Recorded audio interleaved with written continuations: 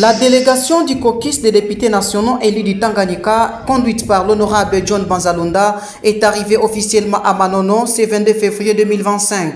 Cette mission d'évaluation porte sur les activités de la Cominière, entreprise minière publique de l'État congolais. Dès leur arrivée, les parlementaires ont été reçus par l'administrateur du territoire, Cyprien Kitanga Kabale, au bureau du territoire de Manono.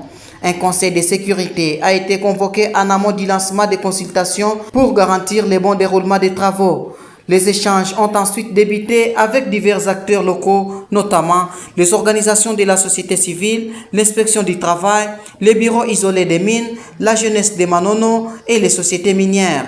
Ces consultations ont porté sur la sous-traitance, le respect du cahier des charges, la protection de l'environnement, les conditions de travail et le traitement des personnels employés. La mission s'est poursuivie sur le terrain avec l'inspection de plusieurs sites miniers exploités ou partenaires de la Cominière. Une attention particulière a été portée à la centrale hydroélectrique d'Impianamwanga, où les travaux avancent à grands pas. À ce jour, une des deux turbines est déjà opérationnelle. Une avancée notable pour une probable électrification et un développement économique du territoire de Manono. Nous sommes en train de voir le travail qui est en train d'être mené par Katamba Mining dans le cadre spécialement de l'énergie. Et aujourd'hui, nous avons vu que le premier groupe fonctionne et qui produit déjà 4 mégawatts. Et nous avons vu le travail qui continue pour les 2 autres groupes.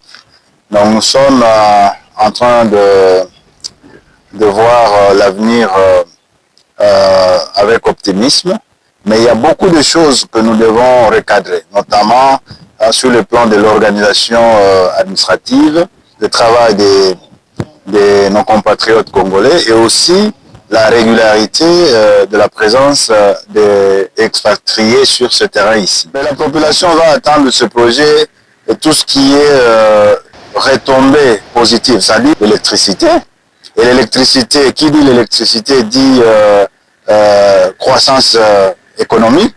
Nous avons besoin qu'au-delà de l'électricité, que la population soit employée, la population locale ici soit employée et soit formée. Les élus du Tanganyika ont également visité les infrastructures de Manono Lithium, société exploitant le lithium, un minerai stratégique pour l'économie de la RDC.